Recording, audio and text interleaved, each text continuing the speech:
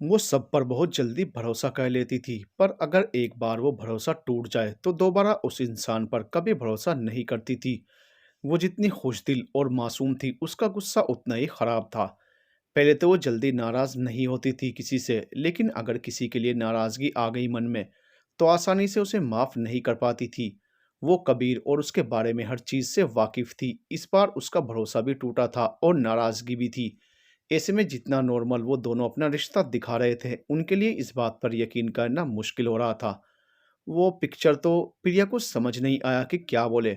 उसने कबीर की तरफ देखा। कबीर को उसकी हालत पर हंसी आने लगी। उसे पता था कि वो ज्यादा देर तक झूठ नहीं बोल पाएगी। उनकी तरफ क्या देख रही हो, फोटोज दिखाओ हमें। चंचल जी ने फिर से कहा। उनको पक्का यकीन हो गया था कि वो झूठ बोल रही है। वो इसलिए मेरी तरफ देख रही है कि जिस फोन में हमने पिक्चर्स ली थी, वो मेरी गलती की वजह से खराब हो गया है। कबीर ने आखिरकार उसकी हालत पर तरस खाते हुए कहा। तो अभिनव जी ने कहा, खराब हो गया क्या मतलब? एक दिन मैं मार्केट की तरफ पैदल गया था। घर लौटते टाइम सडनली बारिश होने लगी, जिसकी वजह से फोन भीग कर खराब हो गया। कबीर ने यूं ही एक कहानी सुना दी। चंचल जी और पूछताछ ना करें, इसलिए उसने प्रिया से कहा, एक कप चाय और मिलेगी क्या? अभी तो चाय पीना आपने, फिर से चाय? प्रिया उसका इशारा समझ नहीं पाई, इसलिए पूछ बैठी। हाँ, तो तुम्हारे हाथों की चाय इतनी अच्छी होती है, तो इसमें मेरी क्या गलती? कबीर सही कह रहे हैं, हमारा भी एक कप चाय और पीने का मन कर रहा है। अभिनव जी ने भी उसकी हाँ में हाँ मिलाई। लाती हूँ, प्रिया ने कहा और उठ खड़ी हुई। वो किचन में जाने के लिए मुड़ने लगी, लेकिन कबीर ने उसका हाथ पकड़कर उसे रोक लिया। अब क्या चाहिए? प्रिया ने झल्लाए हुए कहा, लेकिन कबीर की बात सुनकर शांत हो गई। पैर कैसा है तुम्हारा? काफी हद तक ठीक हो गया है। दवा लगाई थी फिर? पक्का ना? हाँ भाई, अगर यकीन नहीं हो रहा तो खुद देख लीजिए। प्रिया ने चिढ़कर अपना पैर उठाकर उसकी थाई पर रख दिया। देख लिया, मिल गया सुकून। जिसे देखो वो मेरे लिए क्वेश्चन बैंक बना हुआ है, ऊपर से सबको प्रूफ चाहिए। उसने बड़बड़ा कर कहा, जिसे सब लोगों ने सुना। ये देखकर चंचल जी गुस्से में बोली, क्या बदतमीजी है प्रिया? प्रिया कुछ कहती तब तक कबीर ने कहा, कोई बात नहीं मोम, उसने दवा लगाई है वही दिखा रही है। आप इसकी गलतियों पर पर्दा मत डालिए कबीर। मैं देख रही हूँ जितना ज़्यादा इसे फ्रीडम और प्यार मिल रहा है, उतने ही इसके नखरे बढ़ते जा रहे हैं। हम इसकी फैमिली हैं, हमारे सामने नखरे नहीं दिखाएगी तो किसके सामने दिखाएगी? कबीर ने कहा। तो प्रिया ने एक नज़र उसे देखा और किचन में चली गई। लेकिन बेटा, आप बच्ची नहीं रही है, शादीशुदा है, थोड़ा तो मैच्योर बिहेव करना चाहिए। मुझे मैच्योर प्रिया नहीं चाहिए मॉम, मुझे यही बच्ची प्रिया पसंद है, और मैं चाहता हूँ कि ये हमेशा ऐसे ही रहे। कबीर ने उनका हाथ पकड़कर आराम से कहा। तो चंचल जी खामोश हो गई। प्रिया किचन से उनकी बातें सुन रही थी। कबीर की बातों को सुनकर प्रिया की आंखें नम हो गई। क्या सच में वो उससे उतना ही प्यार करता है, या फिर ये सब उसके पेरेंट्स को दिखाने के लिए था? उसको जब कबीर की प्यार भरी बातें, उसका ख्याल रखना, परवाह करना याद आता, तो लगता कि ये सब सच है। कोई आदमी इतना दिखावा तो नहीं कर सकता। फिर अचानक से उसे वो बातें भी याद आ जाती, जिन्हें अब वो भूल जाना चाहती थी। वो अजीब सी कश्मकश में उलझ कर रह गई थी। दिल कबीर की तरफ झुक रहा था, उस पर भरोसा करके उसे माफ कर देने को कह रहा था, और दिमाग उसे चेतावनी दे रहा था कि पहले भी तो कबीर ने इतनी ही मोहब्बत दिखाकर उसको छोड़ दिया था। फिर क्या भरोसा कि इस बार ऐसा कुछ नहीं होगा। बस यही वो वजह थी कि वो चाहकर भी उसकी ओर कदम नहीं बढ़ा पाती थी। जबकि इस बात में अब कोई शक नहीं था कि उसे अपने सुपरमैन से दोबारा प्यार हो गया था। उसने अपनी आंखों में आए आंसुओं को साफ किया और चाय लेकर बाहर आ गई। चाय पीकर वो चारों बाहर निकल गए और देर रात तक आसपास की जगहों पर घूमते रहे। खाना भी बाहर ही खाया। प्रिया सबके साथ बातें कर रही थी, हंस रही थी, लेकिन अंदर ही अंदर वो सानिया को लेकर बहुत उलझी हुई थी। उसने कई बार उसकी अम्मी के नंबर पर कॉल किया, लेकिन फ़ोन रिसीव ही नहीं हो रहा था। इन्हीं ख्यालों में उलझी थी कि उसका पैर एक पत्थर से टकरा गया। पैर पहले ही जख्मी था, चोट लगने की वजह से दर्द बढ़ गया। कबीर ने तुरंत उसे एक जगह पर बैठाया और उसका पैर देखने लगा। प्रिया दर्द की वजह से रो पड़ी तो सब परेशान हो गए। अभिनव जी और चंचल जी उसे चुप करवाने लगे, पर कबीर ने कुछ नहीं कहा। वो निगाहें नीची किए उसका पैर देख रहा था। प्रिया को बुरा भी लगा कि उसे उसके रोने से कोई फर्क नहीं पड़ रहा। तभी तो आराम से बैठा है। तभी उसके पैर पर आंसू की एक बूंद गिरी तो वो चौंक गई। उसने देखा कि कबीर ने धीरे से अपनी पलकें साफ की थी। वो बचपन से जानती थी उसको बड़ी सी बड़ी चोट लगने पर वो घबराता तक भी नहीं था। रोना तो दूर की बात थी, उसी इंसान की आंखों में उसकी जरा सी चोट पर आंसू थे। ये प्यार ही तो था उसका। अब ठीक है, प्रिया ने उसे रिलैक्स करने के लिए कहा, तो सबने राहत की सांस ली। चलो फिर घर चलते हैं, अभिनव जी ने कहा। तो कबीर ने उठकर प्रिया की तरफ हाथ बढ़ाया। प्रिया ने उसका हाथ थाम लिया और उसके सहारे गाड़ी की तरफ आने लगी। दर्द अब भी था, इसलिए थोड़ी सी लड़खड़ा गई। कबीर ने उसका चेहरा देखा। जिस पर अब भी दर्द की रेखाएं थी। ये देखकर उसने बिना कुछ कहे उसे गोद में उठाया और गाड़ी में बैठा दिया। पूरे रास्ते प्रिया का ध्यान कबीर पर ही था। वो सब कुछ भूलकर उसे निगाहों के रास्ते दिल में उतारती जा रही थी। तभी अचानक से कबीर ने गाड़ी रोक दी। सामने अच्छी खासी भीड़ थी। शायद किसी का एक्सीडेंट हुआ था। वो उतर गया, फिर गाड़ी के अंदर झांक कर अभिनव जी से बोला, डैड आप सब घर जाइए, मुझे रुकना होगा हेल्प के लिए। अभिनव जी ने कोई सवाल नहीं पूछा और ड्राइविंग सीट पर आ गए। लेकिन प्रिया को ये बात अच्छी नहीं लगी। वो आज उसके साथ कुछ टाइम स्पेंड करना चाहती थी, पर वो कबीर को वहां रुकने से मना भी नहीं कर पाई। कुछ देर बाद ही वो घर पर थे। प्रिया उतरकर अंदर जाने लगी, तभी उसका फोन बजा। विराट का मैसेज था। वो जानना चाहता था कि उसकी बात हुई या नहीं। प्रिया ने गहरी सांस भरकर छोड़ी और एक बार फिर सानिया की अम्मी का नंबर डायल किया। रिंग जाने लगी थी। कुछ देर बाद फोन रिसीव कर लिया गया। प्रिया आवाज पहचान गई। ये उसकी अम्मी ही थी। रजिया बेगम सानिया के भविष्य को लेकर बहुत परेशान थी। उन्हें सानिया से ऐसी बेवकूफ़ी की उम्मीद नहीं थी। उन्होंने उसे गुस्से में चाहे जो भी कहा हो, लेकिन इतना तो वो जानती थी कि उनकी बेटी ना तो लालची है और ना ही मुश्किलों से भागने वालों में से। वो विराट से बहुत प्यार करती है, ये भी उन्हें अच्छी तरह पता था। ऐसे में उन्हें समझ नहीं आ रहा था कि वो अबरार से शादी करने को क्यों तैयार है, उस पर जो वो उस लड़के से इतनी नफरत करती है। बहुत सोचने समझने के बाद भी उन्हें कोई वजह तो नहीं समझ आई थी, लेकिन इतना ज़रूर था कि इस फैसले के पीछे जो भी वजह थी, वो बहुत बड़ी थी। उन्होंने सानिया के बाबा को फ़ोन कर जल्दी से घर आने को भी बोल दिया, क्योंकि अब वही थे जो सानिया की ज़िंदगी बर्बाद होने से बचा सकते थे। वो इस वक्त भी इन्हीं सोचों में गुम थी। तभी उनका फ़ोन बजा। वो अननोन नंबर देखकर उसे रिजेक्ट करने वाली थी, लेकिन फिर उन्होंने ध्यान दिया कि दोपहर से इस नंबर से यह पांचवी कॉल थी। कहीं कोई ज़रूरी कॉल ना हो, ये सोचकर उन्होंने फ़ोन पिक कर लिया। हेलो, उन्होंने कहा तो उधर से किसी लड़की की आवाज़ आई। हेलो आंटी, कौन बोल रहा है? उन्होंने एक बार फिर नंबर को चेक करते हुए कहा, क्योंकि इस नंबर को वो भले ही ना पहचानती हों, लेकिन सामने से आ रही आवाज़ उन्हें जानी पहचानी लग रही थी। आंटी मैं प्रिया बोल रही हूँ, कैसी हैं आप? प्रिया ने कहा तो वो बोली, ठीक हूँ बेटा, आप कैसी हो? मैं भी ठीक हूँ आंटी। सानिया कहाँ है? कई दिनों से उससे बात नहीं हो पा रही, उसका फ़ोन भी बंद आ रहा है। प्रिया ने उनके सवाल का जवाब देने के साथ साथ अपने फ़ोन करने का रीज़न भी बता दिया। बेटा वो बोलते बोलते हिचक गई। तो प्रिया बोली, आंटी वो ठीक तो है ना? प्लीज़ बताइए, यहाँ हम सब उसके लिए परेशान हैं, सबसे ज़्यादा विराट। सानिया ने उससे कहा था कि आपसे मिलने जा रही है, कुछ दिनों में लौट आएगी, लेकिन वहाँ जाकर लौटना तो दूर, उसने हमसे कॉन्ट्रैक्ट भी ख़त्म कर लिया है। प्लीज़ आंटी बताइए ना, सब ठीक है ना? कोई परेशानी वाली बात तो नहीं है? प्रिया की बातों से साफ पता चल रहा था कि उसके लिए सानिया कितने मायने रखती है। तभी तो वो इतना परेशान थी उसके लिए। उन्हें बहुत अच्छा लगा कि उनकी बेटी के पास ऐसे दोस्त हैं जो उसे इतना चाहते हैं। फिर उन्होंने कुछ सोचते हुए प्रिया से कहा, बेटा विराट और सानिया में कोई प्रॉब्लम वाली बात हुई है क्या? मैं समझी नहीं आंटी, आप क्या जानना चाहती हैं? प्रिया कंफ्यूज्ड होकर बोली। तो उन्होंने पूछा, मेरा मतलब कोई झगड़ा या मनमुटाव जिसकी वजह से सानिया उनसे दूर भाग रही हो? इम्पॉसिबल आंटी, दोनों में इतनी अंडरस्टैंडिंग है कि झगड़े का कोई सवाल ही नहीं उठता। प्यार कितना है दोनों को एक दूसरे से, ये भी आप जानती ही हैं। विराट तो सानिया के बिना एक पल भी नहीं रह सकता। प्रिया ने कहा। फिर उनसे पूछने लगी, क्या आपसे सानिया ने कुछ ऐसा कहा कि आपको उनके रिश्ते को लेकर टेंशन हो रही है? नहीं बेटा, कुछ कहती ही तो नहीं है, रजिया बेगम निराश होकर बोली। तो प्रिया भी टेंशन में आ गई। आंटी कुछ हुआ है क्या वहाँ? प्लीज़ मुझे बताइए। अगर कुछ ऐसा होगा भी तो मैं उसे ठीक करने की हर कोशिश करूंगी, लेकिन इनके बीच दूरियां नहीं आने दूंगी। प्रिया की बात सुनकर उन्हें ऐसा लगा जैसे डूबते को किनारा मिल गया हो। यही वजह थी कि उन्होंने उसे एक ही सांस में सब कुछ बता दिया। सानिया किसी और से शादी करने को रेडी है, ये जानकर प्रिया भी बहुत परेशान हो गई। फिर उसने उन्हें हिम्मत दी। आप मेरी सानिया से बात करवा दीजिए, उसने रिक्वेस्ट की। तो रजिया बेगम थके और निराशा भरे स्वर में बोली, बेटा उससे बात करके कोई फ़ायदा नहीं है, बहुत ज़िद्दी है, एक बार जो ठान ले करके रहती है। उसने तो मेरी बात भी नहीं सुनी। आप परेशान मत होइए आंटी, मैं कुछ करती हूँ। बस आप वहाँ क्या हो रहा है इसकी अपडेट देते रहिएगा। कुछ भी हो हम उसे ये पागलपन नहीं करने देंगे। थोड़ी देर और कुछ बातों पर चर्चा करने के बाद उसने फ़ोन रख दिया।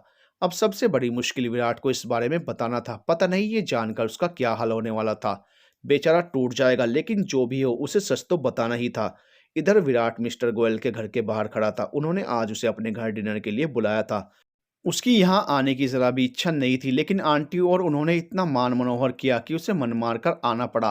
वो डोरबेल बजाता उससे पहले ही दरवाज़ा खुल गया। साथ ही किसी की आवाज़ आई, वेलकम विराट। विराट ने सामने देखा। रेड कलर के इवनिंग गाउन में नेहा बड़ी सी मुस्कान होठों पर सजाए खड़ी थी। विराट भी रस्मी तौर पर हल्का सा मुस्कुरा दिया। अंदर आइए ना, नेहा ने कहकर उसका हाथ पकड़ना चाहा तो विराट ने हाथ पीछे कर लिया। हाँ हल्का सा झेप गई, फिर जबरदस्ती मुस्कुराकर माफी मांग ली। सॉरी सॉरी, भूल गई थी कि आपको मेरा हाथ पकड़ना पसंद नहीं है। विराट कुछ कहता तभी मिस्टर गोयल और आंटी भी आ गए। विराट ने उन्हें ग्रीट किया तो उन दोनों ने भी उन्हें जवाब दिया और आंटी ने उसे बैठने का इशारा किया। बहुत इंतजार करवाया आपने बेटा, हम कब से आपकी राह देख रहे थे। आंटी ने उसका चेहरा प्यार से छूते हुए कहा तो विराट बोला, सॉरी आंटी, थोड़ा काम था। हालांकि सच तो ये था कि उसे समय खुद को यहाँ आने के लिए तैयार करने में लगा था। उसे उनका इस तरह डिनर पर बुलाना बहुत अजीब लग रहा था। फिर उसने खुद को समझाया कि ये डिनर आंटी ने रखा होगा। वो कुछ ही मुलाकातों में उनका नेचर समझ गया था। वो बहुत जल्दी किसी को भी अपना लेती थी, वरना उसने उनकी जो भी मदद की थी वो मामूली सी बात थी। वो उसे थैंक यू बोल देती तो भी काम चल जाता। हल्की फुल्की बातचीत के बाद सबने डिनर खत्म किया। नेहा ने उसे अपना पूरा घर दिखाया। बातों ही बातों में उसने बताया कि उसके पेरेंट्स ने लव मैरिज की थी, इसलिए उनके घर वालों और रिश्तेदारों ने उनसे रिश्ता खत्म कर लिया था। घर देखने के बाद वो हॉल में आए और विराट ने चलने की इजाजत मांगी तो मिस्टर गोयल उसे डिनर पर बुलाने के असल मुद्दे पर आए। वो चाहते थे कि विराट नेहा के साथ जिंदगी बिताने के बारे में सोचे। बेसिकली वो उन दोनों की शादी करना चाहते थे। विराट उनकी बातों को सुनकर चौंक गया। बेटा, नेहा हमारी इकलौती बेटी है, हमारी सारी जायदाद की वारिस, लेकिन उसने कभी इसका फायदा उठाकर कोई गलत मांग नहीं की। हमने जो कहा सर झुकाकर उसे माना है। आज पहली बार उसने सामने से अपनी कोई इच्छा जताई है। वो तुम्हें बहुत पसंद करती है, तुम थोड़ा उसके बारे में भी सोचो। मेरी बेटी बहुत अच्छी, होनहार और लायक है। आंटी, इसमें कोई शक नहीं है कि नेहा एक अच्छी लड़की है, लेकिन जो लोग आप चाहते हैं ये नहीं हो सकता। विराट ने तुरंत कहा तो उन्होंने पूछा, क्यों, क्या मेरी बेटी में कोई कमी है। मैंने ऐसा तो नहीं कहा। फिर क्या बात है बेटा, क्यों तुम्हें इस रिश्ते से इनकार है। मिस्टर गोयल ने कहा, नेहा में कोई कमी नहीं है। इनफैक्ट किसी भी लड़के की पहली पसंद होगी नेहा, लेकिन वो लड़का मैं नहीं हूँ। इसका कोई तो रीजन होगा ना विराट। इस बार नेहा ने पूछा। उसकी आंखें नम थी। शायद विराट के ऐसा इनकार करने का उसे बुरा लगा था, क्योंकि मैं किसी और से प्यार करता हूँ। विराट को आखिरकार सच बताना ही सही लगा। उसके इस खुलासे से नेहा और उसके पेरेंट्स शॉक्ड रह गए। सर, उस दिन आपने पूछा था ना मुझसे कि नरेंद्र राजपूत का बेटा होने के बाद भी मैं ये मामूली जॉब क्यों करना चाहता हूँ। उसका रीजन मेरा प्यार ही है। मैं जिस लड़की से प्यार करता हूँ वो एक मुस्लिम लड़की है। मेरे पापा ने उससे शादी करने के लिए ये शर्त रखी है कि वो उसे तभी एक्सेप्ट करेंगे जब मैं खुद को साबित करूंगा। बस इसीलिए मैं ये जॉब कर रहा हूँ, विराट ने मिस्टर गोयल से कहा। कुछ देर और बातों के बाद उसने फिर से निकलने की इजाजत मांगी। बहुत खुश नसीब होगी वो लड़की जिसकी किस्मत में तुम लिखे हो। मेरी दुआ है कि तुम दोनों ये इम्तिहान पास करके अपना प्यार मुकम्मल कर लो। आंटी ने उसके सिर पर हाथ फेरते हुए कहा तो विराट हल्का सा मुस्कुरा दिया। थैंक यू आंटी, अब मैं चलता हूँ, विराट ने कहा और उन्हें बाय बोलकर बाहर निकलने लगा। वो गेट तक पहुंचा ही था कि तभी नेहा ने उसे पुकारा। उसने रुककर पीछे देखा। वो उसकी तरफ चली आ रही थी। क्या हम 2 मिनट बात कर सकते हैं। मिस नेहा, बात करके कोई फायदा नहीं है। मेरा डिसीजन नहीं बदलने वाला। मैं सानिया से बहुत प्यार करता हूँ, उसे धोखा नहीं दूंगा। बस बस भाई, क्या मैं आपको ऐसी लड़की लगती हूँ जो किसी और का प्यार छीनूंगी। मिस्टर विराट, ये सच है कि मैं अपनी परफेक्ट लव स्टोरी चाहती हूँ, लेकिन किसी और की परफेक्ट लव स्टोरी खराब करके नहीं। मैं तो दुनिया की हर लव स्टोरी कंप्लीट होते देखना चाहती हूँ, जैसे मेरे पेरेंट्स की कंप्लीट हुई। विराट ने सोचा था कि और लड़कियों की तरह वो रोना धोना मचाएगी, चीखेगी, चिल्लाएगी। इसीलिए तो वो उससे बात करने से भी बचना चाहता था, लेकिन वो तो नॉर्मल लग रही थी। उसे हैरानी से खुद को देखते देख कर नेहा हंसकर बोली, आप इतना हैरान क्यों हैं। कहीं आप ये तो नहीं सोच रहे थे कि आपके इनकार पर मैं रोना धोना मचाऊंगी या फिर बद्दुआ दूंगी कि जैसे आपने मेरा दिल तोड़ा वैसे ही आपका दिल भी टूट जाए। टेक इट इजी मैन, इतनी भी बड़ी बात नहीं हुई है। हर इनकार को दिल पे लेना ज़रूरी तो नहीं है ना। और आपके इनकार की वैल्यू इसलिए भी है कि इसकी वजह से मैं उस रास्ते पर चलने से बच गई जिस पर मेरी मंजिल नहीं है। मैं तो ये कहने आई थी कि भगवान करे आपकी लव स्टोरी जल्दी पूरी हो जाए। एक बात और, कि आप दोस्ती करेंगे मुझसे। उसने हाथ आगे बढ़ाया। You are amazing. विराट ये कहने से खुद को रोक नहीं पाया। नेहा हंस पड़ी। हाय, आपके मुंह से ये सुनने के लिए मेरे कान तरस गए थे।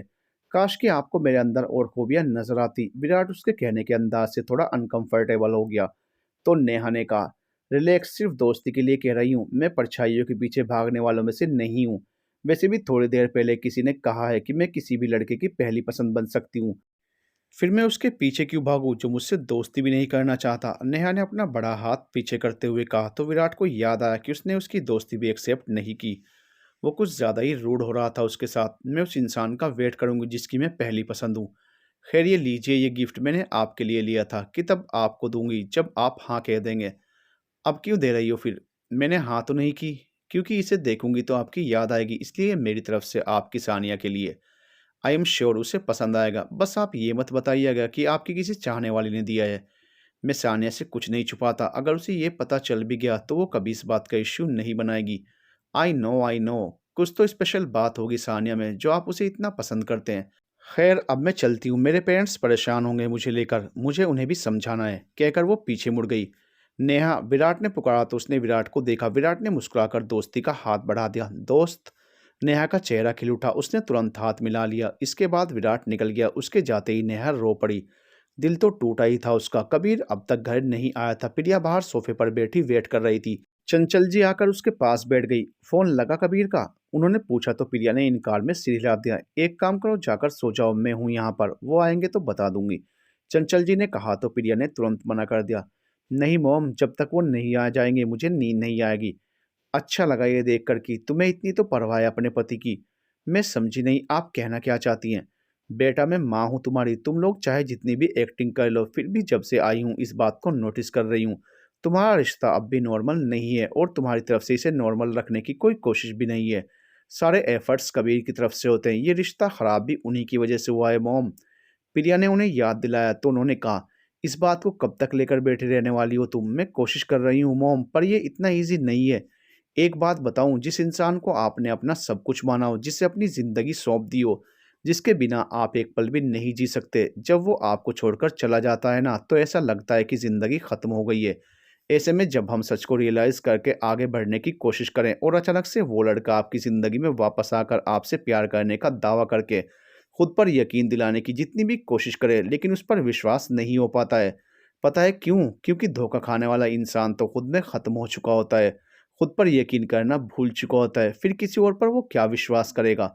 चंचल जी उसे बताना चाहती थी कि जो कुछ भी कबीर ने किया उसकी क्या वजह थी, लेकिन वो कबीर की कसम की वजह से मजबूर थी, इसलिए बस इतना ही कह पाई। हर बार एक ही बात हो ऐसा ज़रूरी तो नहीं है ना बेटा। और एक बार धोखा देने वाला इंसान दोबारा ऐसा नहीं करेगा, इसकी क्या गारंटी है मॉम? प्रिया ने पूछा तो वो कोई जवाब नहीं दे पाई। मैं अब खुद चाहती हूँ कि सब ठीक हो जाए, लेकिन लाख चाहने के बाद भी वो सब भुला नहीं पा रही हूँ। कहते हुए प्रिया की आवाज़ रुंध गई। चंचल जी ने उससे कुछ कहना चाहा, तभी दरवाजे पर आहट हुई। उम्मीद के मुताबिक कबीर ही था। वो अपने पास रखी की से लॉक खोलकर पता नहीं कब अंदर आ गया था। प्रिया और चंचल जी दोनों ने एक दूसरे को देखा। दोनों के मन में यही था कि कहीं कबीर ने उनकी बात सुन न ली हो, लेकिन कबीर को एकदम नॉर्मल देखकर उनका डर खत्म हो गया। आप लोग यहाँ क्यों बैठे हैं? कबीर ने कहा तो चंचल जी बोली, प्रिया आपका वेट कर रही थी, मैं तो बस उसे कंपनी देने के लिए बैठ गई। काफ़ी देर हो गई आपको? उन लोगों को हॉस्पिटल ले जाकर एडमिट करवाने में देर हो गई। क्या ज़्यादा इंजर्ड थे वो लोग? चंचल जी के पूछने पर उसने कहा, सिर्फ एक को ज़्यादा चोट लगी थी, बाकी सब मामूली रूप से घायल थे। ठीक है, आप थक गए होंगे, फ्रेश होकर आराम करिए। चंचल जी कहकर अपने कमरे में चली गई। कबीर प्रिया पर एक नज़र डालकर कमरे में चला गया। जब तक वो चेंज करके आया प्रिया भी अंदर आ चुकी थी। उसने कबीर को पानी दिया। कबीर ने बिना कुछ कहे उसे थाम लिया। आपका फ़ोन नहीं लग रहा था, मैं बहुत परेशान हो गई थी। किस लिए? देर सवेर घर आ ही जाता, कबीर ने कहा तो प्रिया ने सिर हिला दिया। दोनों तरफ खामोशी छा गई। प्रिया को ना जाने क्यों ये खामोशी चुभ रही थी। उसे इन दिनों कबीर के नोटी और फ्लर्टिंग वाले अंदाज की आदत हो गई थी। सब ठीक है ना? प्रिया से रहा नहीं गया तो उसने फिर पूछा, क्यों? बस ऐसे ही, आप इतने खामोश हैं तो। उसने अपनी बात अधूरी छोड़ दी। कबीर ने उसे एक नज़र देखा, फिर सामने देखने लगा। तुम्हें तो खुश होना चाहिए, मेरी आवाज़ पसंद जो नहीं है तुम्हें। प्रिया को समझ नहीं आया कि क्या कहे। अचानक से कबीर को क्या हो गया था? शाम तक तो वो ठीक था, फिर अब ऐसे रूड बिहेव क्यों कर रहा था उसके साथ? सो जाओ, काफ़ी देर हो गई है। कबीर ने उसे सोच में डूबे देखा तो कहा। प्रिया ने सिर हिला दिया और अपनी साइड आकर लेट गई। कबीर भी आकर लेट गया। प्रिया के मन में ना जाने क्या सवाई कि वो कबीर की तरफ खिसक आई, जबकि कबीर अभी जाग ही रहा था। उसने उसके कंधे पर सिर रखा और उसे पकड़कर आंखें बंद कर ली। कबीर की हैरानी की सीमा ही नहीं थी। शादी के बाद जब भी वो उसके करीब आई थी उसे सोता जानकर, यह पहली बार था कि उसने उसके जगह होने पर अपने बीच की दूरियों को कम किया था। कबीर के होंठों पर मुस्कान आ गई। उसने प्रिया की बात सुनी थी। उसे सुनकर उसे अब तक की गई अपनी हर कोशिश बेकार लगने लगी थी। प्रिया का दिल वापस जीत पाना मुश्किल लगने लगा था, लेकिन प्रिया के इस कदम ने उसे बता दिया कि उसकी कोशिशें नाकाम नहीं थी। वो धीरे धीरे ही सही, लेकिन अपनी बीवी के दिल में जगह बनाने में कामयाब हो गया था। उसने भी प्रिया को अपनी बाहों में भरा और उसके माथे पर अपने प्यार की एक मोहर लगाकर सुकून से आंखें बंद कर ली। प्रिया के होंठों पर भी इस वक्त प्यारी सी मुस्कान थी। वो सुबह से कई सारी बातों को लेकर खुद भी परेशान थी, लेकिन कबीर की बाहों में आकर उसकी सारी परेशानियां कहीं खो सी गई थी। अगली सुबह प्रिया की नींद खुली तो उसने खुद को हमेशा की तरह कबीर की बाहों में पाया।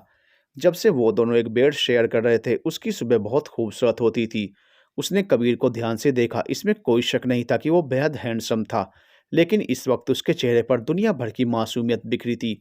प्रिया से रहा नहीं गया तो उसने झुककर कबीर के गालों को चूम लिया। तभी उसकी निगाह उसके होंठों पर चली गई। किसी सम्मोहन की स्थिति में उसने अपने होंठ उसके होंठों की तरफ बढ़ा दिए, लेकिन वो उन्हें छू पाती तब तक कबीर ने आंखें खोल दी। वो उसे अपने ऊपर झुका पाकर हैरानी से उसे देखने लगा। वो मैं प्रिया उसके अचानक से जगने पर ऑकवर्ड फील करने लगी थी। उसने अपने इस तरह होने पर कोई बहाना बनाना चाहा, लेकिन कबीर की नज़रों में देखते ही वो भी भूल गई। उसे वहां से भागना ही एकमात्र उपाय लगा, इसलिए उसने वही किया। कबीर ने फौरन ही उसका हाथ पकड़कर अपनी तरफ खींच लिया। प्रिया उसके ऊपर जा गिरी। उसने उसकी तरफ देखा, वो भी उसे अपनी बाहों में लिए शोक नज़रों से देखे जा रहा था। क्या कर रहे हैं आप? छोड़िए मुझे। प्रिया ने खुद को संभाल कर कसमसाते हुए कहा। पहले अपना अधूरा काम पूरा करो, वो इनकार करते हुए शरारत से बोला। तो प्रिया ने हैरत से उसे देखा, फिर मन ही मन बोली, इन्हें कैसे पता चला कि मैं क्या करने जा रही थी?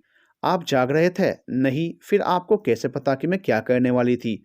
सुबह सुबह तुम मेरे चेहरे पर आज की ताज़ा खबरें तो पढ़ नहीं रही होंगी। ज़रूर मुझे गुड मॉर्निंग किस देने का मन होगा। कबीर ने उसके सवाल का मुस्कुराकर जवाब दिया था। कुछ भी? हाँ, आपके चेहरे पर कुछ था, मैं वही हटाने जा रही थी। प्रिया ने उसकी मुस्कुराहट से चिढ़कर कहा। उसने अब तक बहाना सोच लिया था। रियली? उसने एक आईब्रो उठाकर पूछा। तो प्रिया ने नजरें चुरा ली। वो उसकी निगाहों में देखकर झूठ नहीं बोल सकती थी, और नहीं तो क्या। अच्छा अब छोड़िए, मुझे वॉशरूम जाना है, प्रिया अकड़कर बोली। तो कबीर ने उसे छोड़ दिया। प्रिया ने राहत की सांस ली ही थी कि कबीर की बात ने उसे शर्माने पर मजबूर कर दिया। मुझे इंतजार रहेगा उस दिन का जब तुम मेरे चेहरे पर से कुछ हटाने के लिए नहीं बल्कि अपनी चाहत जताने झुकोगी। तब तक मैं इस वाली निशानी से काम चला लेता हूँ। कबीर ने पहले अपने होठों की तरफ फिर अपने गालों की तरफ इशारा किया, जिस पर प्रिया ने कुछ देर पहले ही किस किया था। उसे समझ आ गया कि उस वक्त वो सो नहीं रहा था। उसके लिए अब वहां रहना मुश्किल हो गया, इसलिए वो भागकर बाथरूम में घुस गई। कबीर ने उसे ऐसे भागते देखा तो दिल खोलकर मुस्कुरा दिया और वापस बेड पर लेटकर आंखें बंद कर ली। शायद उस एहसास को वो अपने दिल में उतारना चाहता था। अगले दिन दोपहर का टाइम था।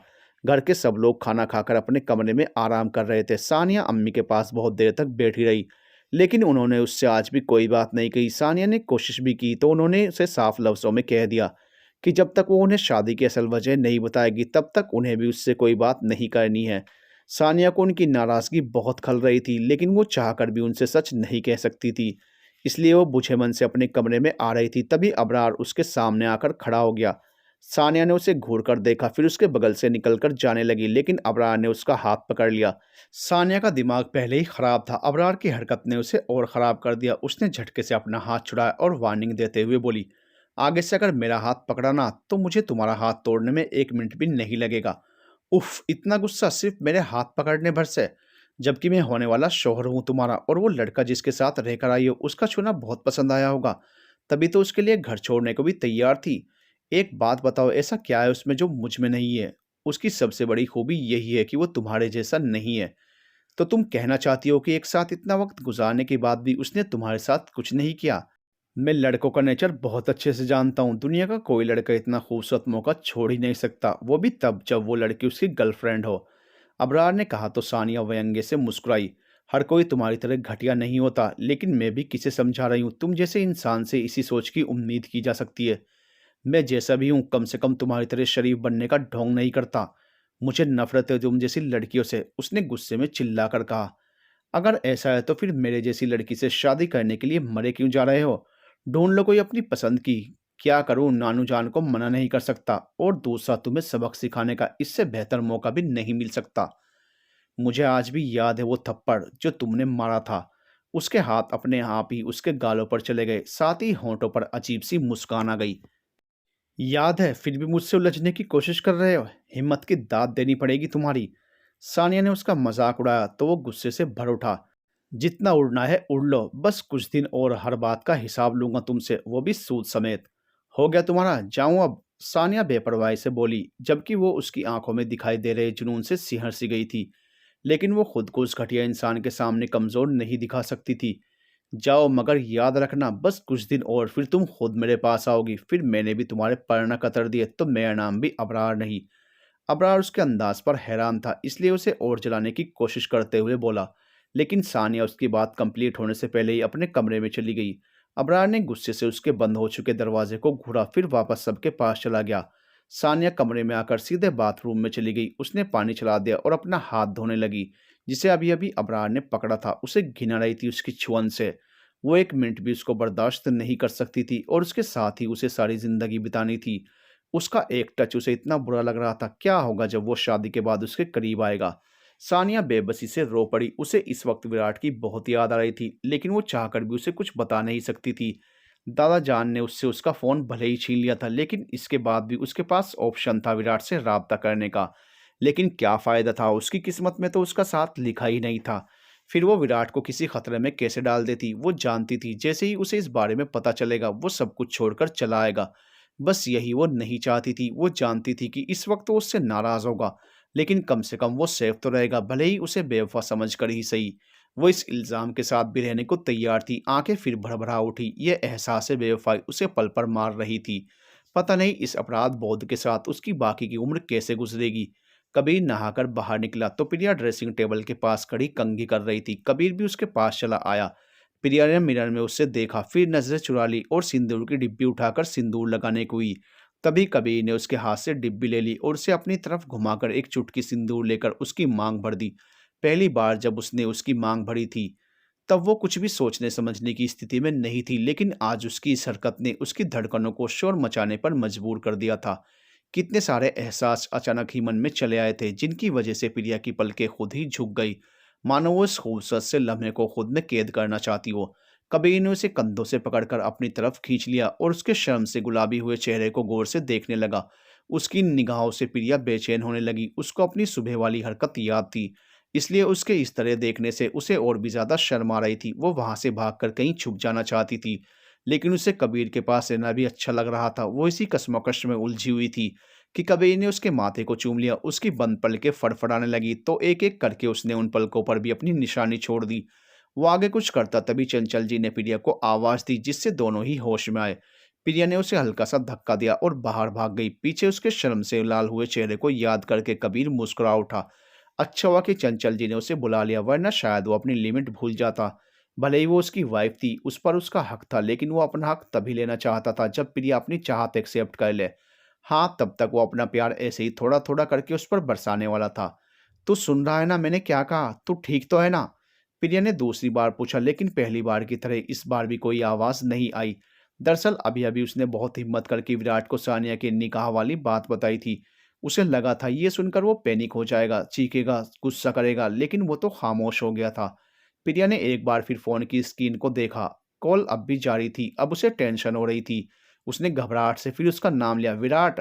विराट तू ठीक तो है ना? प्लीज कुछ बोल यार, मुझे डरा मत। इधर विराट की आंखों में आंसू भरे थे। उसने मुश्किल से खुद को रोने से रोका था। उसे पहले ही लग रहा था कि कुछ गलत होने वाला है और उसका डर सही साबित हो गया था।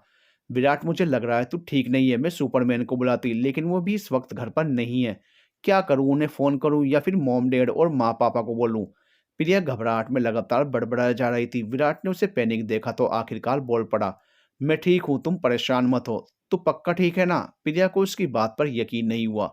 उसका सोचना जायज भी था। इतना बड़ा शौक लगने के बाद कोई इंसान कैसे ठीक हो सकता था? हाँ ठीक हूँ, इस न्यूज़ के बाद जितना ठीक हो सकता हूँ उतना। विराट हल्के से बोला, फिर कहने लगा, मैंने तुमसे पहले ही कहा था कि कुछ गलत हुआ है उसके साथ। उसके घर वालों को अच्छे से जानता हूँ मैं। आंटी को उसका शादी के लिए हाँ करना दिख रहा है और मुझे इस फैसले के पीछे उसकी कोई मजबूरी। प्रिया को सानिया पर विराट का इतना यकीन देखकर अच्छा लगा। ये बात तो वो भी जानती थी कि वो खुशी खुशी या किसी लालच की वजह से या मुश्किलों से डरकर विराट से बेवफाई नहीं करेगी। जरूर कोई बड़ी मजबूरी होगी, वरना वो गलत बर्दाश्त करने वालों में से भी नहीं थी। लेकिन अब क्या करेंगे? कैसे जानेंगे कि उसकी क्या मजबूरी है? प्रिया ने परेशानी से पूछा तो विराट बोला, मैं उसे इस सिचुएशन में अकेला नहीं छोड़ सकता, इसलिए मैं उसके घर जा रहा हूँ। विराट, मुझे लगता है कि घर में सबको इस बारे में बता देना चाहिए। तुम्हारा वहाँ अकेले जाना ठीक नहीं है। नहीं, अभी किसी को परेशान करने की ज़रूरत नहीं है। एक बार मैं वहाँ जाकर सानिया से मिल लूँ, फिर जैसा होगा सबको बुला लेंगे, विराट ने उसे मना करते हुए कहा।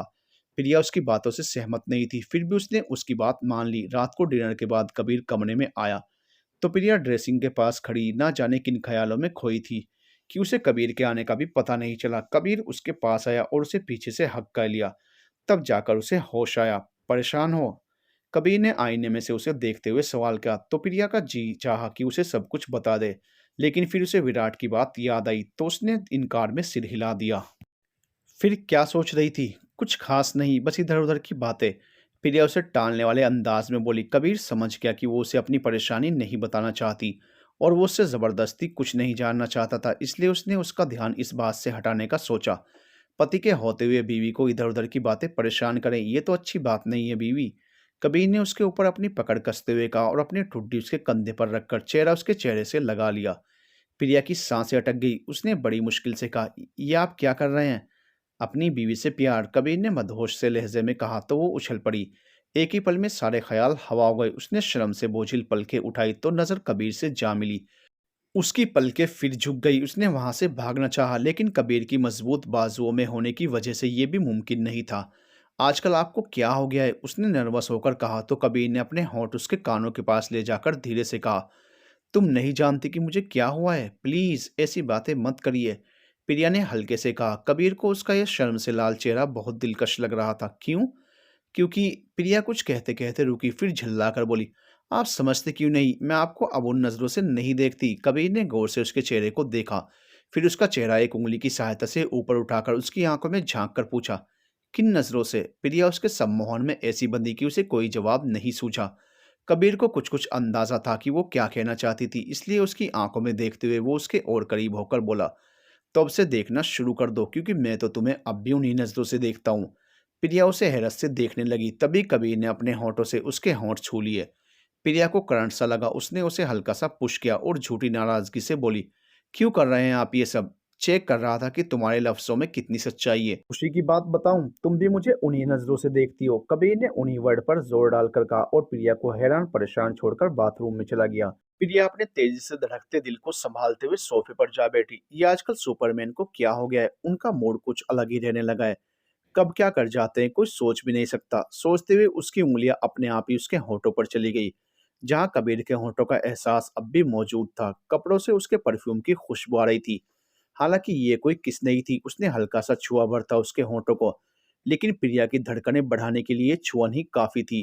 पहले वाले सुपरमैन ही ठीक थे, ये फ्लर्टिंग वाले तो जानलेवा हैं। उसने बाथरूम के दरवाजे पर नजर डालते हुए धीरे से कहा। कबीर बाथरूम में आकर खुलकर मुस्कुरा दिया। ये जो भी उसने किया था बिना सोचे समझे किया था। ये बस प्रिया की बातों का रिएक्शन था, शायद उसे गलत साबित करने के लिए, लेकिन अब उसे अच्छा लग रहा था। जो हुआ ठीक ही हुआ। कभी कभी इंसान को बिना सोचे समझे जो उसके दिल में आए कर लेना चाहिए। उसे प्रिया का शर्म से लाल चेहरा याद आया तो मुस्कान गहरी हो गई। इधर प्रिया दरवाजे को घूरे जा रही थी, तभी दरवाजा खुलने की आहट हुई तो वो तुरंत बेड पर लेट गई और ब्लैंकेट में चेहरा छुपा लिया। उसे बहुत शर्म आ रही थी। कबीर ने उसे एक नज़र देखा। वो जानता था कि वो सो नहीं रही, लेकिन उसने कुछ नहीं कहा, बस चुपचाप से अपनी जगह आकर लेट गया। आज के लिए इतना काफ़ी था। वो उसे इससे ज़्यादा परेशान नहीं करना चाहता था। इधर सानिया आज फिर अपने आंसुओं से तकिया भिगो रही थी। अम्मी थोड़ी देर पहले ही उसके पास से गई थी। वो अपनी सारी नाराज़गी एक तरफ रखकर उसके पास आई थी। उन्होंने उसे फिर समझाने की कोशिश की। वो अपनी बच्ची को जानबूझकर नरक में नहीं धकेल सकती थी। उन्हें पता था कि अबरार और उसके घरवाले किस किस्म के इंसान हैं। बेटा, जो भी वजह हो इस शादी के लिए हामी भरने की, वो तुम्हारी ज़िंदगी से बढ़कर नहीं हो सकती। तुम इस बात को समझो, ये शादी नहीं बर्बादी है बच्चे। अम्मी, अबरार इतना भी बुरा नहीं है। सानिया ने नजरें चुराते हुए इतना ही कहा। ये तुम क्या कह रही हो? उसकी ज़्यादतियों का शिकार तुम ही हुई थी। याद तो है ना क्या करने की कोशिश की थी उसने? आज भी वो सब याद था जब वो फ़ोन पर थी और वो प्रिया को अपनी आप बीती सुना रही थी। सानिया ने चौंक कर उन्हें देखा। वो कैसे भूल गई थी कि अम्मी को अबरार के बारे में सब पता है। अब उसे समझ आया कि वो इतनी ज़्यादा परेशान क्यों है। उसने बस इतना ही कहा, अम्मी वो पहले की बात है। उसने गुस्से में वो हरकत की थी, वो ऐसा नहीं है। अब तो वो बहुत बदल गया है। अम्मी ने घूरकर उसे देखा, फिर गुस्से में बोली, तुमसे ज़्यादा दुनियादारी की समझ है मुझे। मेरे सामने उसकी वकालत करने की ज़रूरत नहीं है। याद रखना, कुत्ते की दुम कभी सीधी नहीं होती। वो उठकर जाने लगी, फिर रुककर उसे देखा और बोली, हाँ एक बात और, अगर वो बदल भी गया हो तो भी मैं तुम्हें उससे शादी नहीं करने दूंगी। ये वादा है मेरा तुमसे। अपनी बात कहकर वो चली गई। सानिया उन्हें देखती रही। वो जानती थी कि अगर एक बार उसकी अम्मी ने ठान लिया तो वो ये शादी कभी नहीं होने देगी। वो तो उसके बेहतर भविष्य के लिए सबसे लड़ जाती थी। इस बार तो सवाल उसकी जिंदगी का था। वो इतनी आसानी से हार कैसे मान लेगी? सच तो ये था कि वो खुद भी यही चाहती थी कि उसकी अम्मी की बात सच हो। वो विराट के अलावा किसी की नहीं हो सकती थी और अबरार से तो उसे बेइंतहा नफरत थी। कभी कभी दिल में आता था कि वो अम्मी और विराट को सब बता दे, लेकिन फिर दादा जान की धमकी याद आती और वो चुप रहकर सब सहने को मजबूर हो जाती। उसकी अम्मी ने उसके लिए बहुत कुछ सहा था, उनसे अब और कुर्बानी लेना उसे गवारा नहीं था। वो उनकी मोहब्बत और त्याग के बदले में उनसे उनकी ज़िंदगी की सबसे बड़ी खुशी नहीं छीन सकती थी। एक तरफ वो प्रिया, विराट और अपनी अम्मी की प्लानिंग से अनजान आंसू बहा रही थी और दूसरी तरफ उसकी किस्मत ने उसे इस दर्द से निकालने के लिए उसकी तरफ रुख ले लिया था। विराट इस वक्त रास्ते में था। उसने प्रिया से बात होने के बाद तुरंत सानिया की अम्मी से बात की थी और उनकी इजाज़त से तुरंत ही वहां के लिए चल दिया था। कबीर के जाने के बाद प्रिया यूं ही बाहर बरामदे में बैठी थी और सामने देखे जा रही थी। दिमाग में कबीर घूम रहा था। आजकल वो जिस तरह उससे प्यार जता रहा था, उसकी फ्लर्टिंग, उसकी शरारतें या जिस तरह उसने कल उसे किस किया, ये सब कुछ उसे कहीं ना कहीं बहुत अच्छा लग रहा था। वो हमेशा से यही तो चाहती थी कि कबीर भी अपने दिल की बातों को खुलकर जाहिर करे, उसे स्पेशल फील करवाए, वो सब कुछ करे जो वो उसके लिए करती थी। लेकिन वो हमेशा एक दायरे में बंद कर रहता था, जबकि प्रिया की दीवानगी उसके लिए लिमिटलेस थी।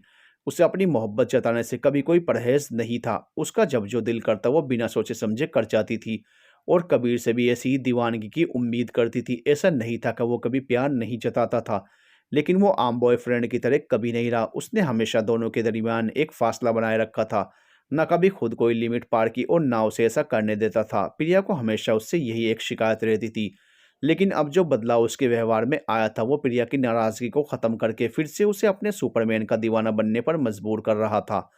यहाँ इस तरह क्यों बैठी हो बेटा? अभिनव जी बोले तो वो चौंक कर पलटी। वो ना जाने कब वहां आए थे, बस ऐसे ही डेढ़। आइए आप भी बैठिए ना, कोई प्रॉब्लम है? अभिनव जी उसके बगल में बैठते हुए बोले। प्रॉब्लम नहीं है कोई डेढ़, बस कुछ समझ नहीं आ रहा कि क्या करूं मैं, प्रिया ने कहा तो अभिनव जी ने उसे ध्यान से देखा। वो परेशान सी लग रही थी। बात कबीर से जुड़ी है? उनके सवाल पर प्रिया फिर चौंकी, लेकिन फिर ईमानदारी से जवाब दिया, जी बहुत कुछ है मन में। कभी लगता है कि सब बीती बातें भूलकर सिर्फ आज में जीऊं, तो कभी। प्रिया ने एक गहरी सांस ली और कुछ देर रुककर फिर आगे कहने लगी, बहुत कंफ्यूज्ड हूँ। ये तो अच्छी बात है कि तुम इस रिश्ते को लेकर कंफ्यूज्ड हो, अभिनव जी सामने देखते हुए बोले तो प्रिया ने सवालिया निगाहों से उन्हें देखा। अभिनव जी हल्की सी मुस्कान के साथ उसकी ओर मुड़कर बोले, तुम्हें याद है ना जब तुम्हारी शादी हुई थी? प्रिया ने बस सिर हिला दिया तो वो आगे कहने लगे, उस वक्त तुम इस रिश्ते को लेकर पूरी तरह से खिलाफ थी, बस तुम्हें मौका नहीं मिला, वरना तुम्हें इस शादी को खत्म करने में एक मिनट भी नहीं लगता। और एक आज का वक्त है जब तुम कंफ्यूज्ड हो। इसका तो यही मतलब है कि तुम इस रिश्ते में रहना चाहती हो। कहीं ना कहीं तुमने कबीर को भी अपना लिया है, बस इस बात को समझ नहीं पा रही या फिर जानबूझकर मानना नहीं चाहती। उन्होंने उसके मन के जज्बात समझ लिए थे। इस बात से वो ज्यादा हैरान नहीं हुई, क्योंकि हमेशा से ही वो उसके बिना कुछ कहे उसके हाव भाव से ही उसकी बात समझ जाते थे। पता नहीं डेढ़, बस डर लगता है अब किसी पर ट्रस्ट करने से। उसने गहरी सांस लेकर कहा, किसी पर या कबीर पर? अभिनव जी ने सवाल किया तो प्रिया ने कोई जवाब नहीं दिया। वो एक गहरी सांस लेकर बोले, बेटा हमेशा दिमाग से सोचना अच्छा नहीं होता, कुछ फैसले दिल से लेने चाहिए, ज्यादा बेहतर साबित होते हैं। क्या पता कि इस बार भी ये सब कोई धोखा हो तो। प्रिया ने अपना डर जाहिर किया तो अभिनव जी का दिल भर आया। आज उनके एक गलत फैसले की वजह से उनकी लाडली चाहकर भी अपनी खुशियों की तरफ कदम नहीं बढ़ा पा रही थी, और कबीर वो बेचारा बिना किसी कसूर के कसूरवार बन बैठा था। ये उनकी ही देन थी। उसकी सच्ची मोहब्बत और कोशिशें भी प्रिया को छलावा लग रही थी। उनका दिल चाहा कि सब कुछ प्रिया से कह दें, लेकिन कबीर को दिया वादा याद आया तो बेबस हो गए। लेकिन हर बीते दिन के साथ इस गुनाह का बोझ उनके दिल पर बढ़ता जा रहा था। बेटा गलतियां किससे नहीं होती, लेकिन सिर्फ एक गलती के लिए उस इंसान को हमेशा कटघरे में रखना अच्छा नहीं है। कबीर बहुत अच्छे इंसान है और तुमसे बहुत प्यार करते हैं। अभिनव जी बस इतना ही कह पाए और उठकर अंदर आ गए, क्योंकि प्रिया का उदास चेहरा देखकर आत्मग्लानि और बढ़ रही थी। प्रिया ने उन्हें जाते देखा, फिर सामने देखने लगी, लेकिन अब दिमाग में कबीर के साथ साथ अभिनव जी की भी बातें चल रही थी। विराट अगले दिन सुबह तक लखनऊ पहुंच चुका था। उसने आलमबाग के लिए कैब लिया और सानिया की अम्मी को फोन किया।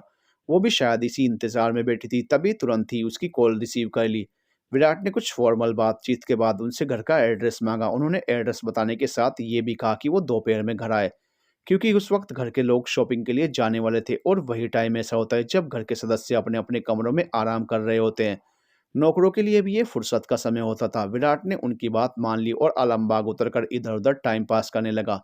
इधर सुबह ही दादा जान ने सबको शॉपिंग पर जाने का हुक्म सुनाया तो सब खुश हो गए, खासकर की औरतें, क्योंकि यही कुछ मौके मिलते थे उन्हें बाहर जाकर घूमने फिरने के। बस सानिया ने मना कर दिया, जब मर्जी का जीवन साथी ही नहीं मिल रहा फिर गहने कपड़े उसकी पसंद हो या ना हो क्या फर्क पड़ता है।